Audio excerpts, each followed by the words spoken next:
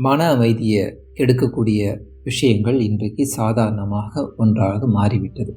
அதற்கு காரணம் என்னவாக இருக்கும் அப்படிங்கிறத பார்த்தோம்னா, கடன் வாங்குவது, நிறைய கடனை வாங்கி கொண்டே இருப்பது, நிறைய பணத்தை சேர்த்து வைத்து கொண்டே இருப்பது, அளவுக்கு மீறி போகுதுன்னு பார்த்தோம்னா, இது ரெண்டுமே நம்மளுடைய வாழ்க்கையுடைய அமைதியை கண்டிப்பாக கெடுக்கும் அப்படின்னு சொல்கிறாங்க வேதாத்ரி மகரிஷி.